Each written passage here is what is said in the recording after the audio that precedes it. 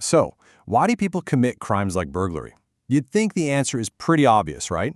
They need money, and they don't see a better way to get it. But what if I told you that's only half the story? What if the very fabric of our neighborhoods, the opportunities they present, both good and bad, plays a much bigger role than we ever imagined?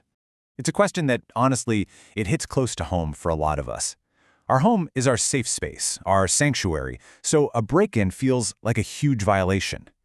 The immediate assumption, of course, is that the motive is simple, but as we're about to see, the reality is way more complex.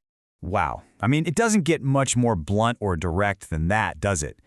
This is from a real active burglar who was interviewed for a study in St. Louis. He needed dough, plain and simple. He saw a way to get it, and he took it. On the surface, this confirms everything we think we already know. So this idea, this very simple, need-based explanation, it's actually a pretty famous concept in criminology. It's the first step to understanding why crime happens, for sure. But here's the thing, it's only the first step on a much, much longer journey. The basic logic goes like this. Society kind of drills into all of us that we should be aiming for success, right? Usually that means financial success. But what happens when the normal paths to get there, good schools, good jobs, are blocked? Well, some people are going to look for other, less than legal ways to get to that same finish line. It's a powerful and, honestly, a very intuitive idea. And that idea has a name. It's called strain theory, and it was developed by a sociologist named Robert Merton. He saw this strain, this huge gap between what society tells you to want and the actual tools you're given to get it, as a kind of pressure cooker for crime. It's a really compelling theory, but it overlooks one absolutely massive piece of the puzzle. Okay, and this is where the story gets really, really interesting. Because back in the 1960s, a couple of criminologists looked at strain theory and said, wait a minute, there's a huge blind spot here. And what they found completely changed the conversation. Think about it for a second. Tons of people face blocked opportunities, right? But not all of them turn to crime. So if not having a good path isn't the whole story, then what is? What's the other half of the equation that we're missing? And this is the key, the big insight. It's not just about lacking a legitimate opportunity, it's about having access to an illegitimate one.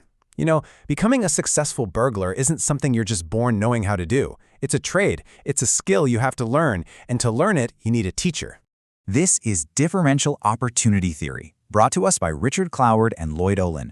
Their whole argument was that, just like the regular job market, the criminal world has its own set of opportunities, its own career paths. And this is crucial. Not everyone has equal access to them. The motivation you get from that strain is one thing, but having the actual opportunity to act on it, that's something else entirely. Cloward and Ohlin called this the illegitimate opportunity structure. Now that sounds a bit academic, I know, but just think of it as the criminal curriculum of a neighborhood. It's the social networks, the role models, the whole system that provides the know-how and the tools for crime. And this structure doesn't just determine if someone turns to crime, but what kind of crime they learn to commit, whether it's sophisticated burglary, street fighting, or something else entirely. So according to Cloward and Ohlin, not all criminal paths are built the same. They argued that the specific type of illegitimate opportunity structure in a neighborhood actually shapes which one of three very distinct criminal subcultures is going to pop up. Okay, let's break this down. First, you've got the criminal subculture. This happens in neighborhoods where there's already some organized crime. Here, crime is almost like a career path. Young people get mentored by older pros in things like burglary or fraud. Then there's the conflict subculture. This is in more disorganized, chaotic areas. With no real criminal structure, status is all about reputation, which is often gained through violence and fighting. And finally, you have the retreatist subculture. Cloward and Ohlin called them the double failures, people who couldn't make it in the legitimate world or the illegitimate one.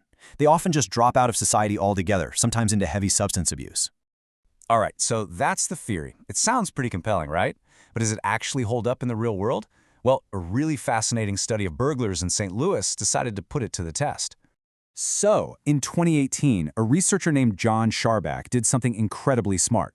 He dug up this amazing set of super in-depth interviews from the late 1980s with 105 active burglars and decided to reanalyze them, looking specifically for evidence of Cloward and Ohlin's theory. And the findings? They were remarkable. The burglars' own stories lined up almost perfectly with the theory. They talked all the time about needing mentors to learn the trade, exactly what Cloward and Ohlin predicted. But they also needed connections to fences, people who would buy all the stolen stuff. And that was the other side of the opportunity coin. Because without a market to sell to, the burglary itself is kind of pointless. This is just a brilliant way to think about it. The study broke it down into front-end and back-end opportunities. So the front-end stuff is all about learning the trade, how to pick a target, how to get in without being seen. The back-end stuff, that's the business side of things, having the network to turn that stolen laptop into cold, hard cash. And the bottom line is you absolutely need both to be a successful burglar. So what's the big takeaway here? What does all of this really mean for how we think about the deep connection between inequality and crime? Well, it changes everything. Usually when we talk about inequality, our minds go to the same places, right? We talk about unequal access to good schools, to decent jobs, to safe housing, all the things that make up that legitimate path to success. But what differential opportunity theory forces us to see is that the playing field is unequal in a much darker, more profound way. It's not just that some people have fewer legitimate ways to succeed. It's that some people have well-paved, brightly lit, easily accessible, illegitimate ways. Some neighborhoods aren't just starved of good jobs. They are rich with criminal mentors and booming markets for stolen goods. And that leaves us with a really challenging final question. If crime is just as much about the presence of these illegitimate opportunities as it is about the absence of legitimate ones, what does that mean for how we try to prevent it? It suggests that maybe just creating more jobs isn't enough if a thriving criminal economy is already deeply entrenched.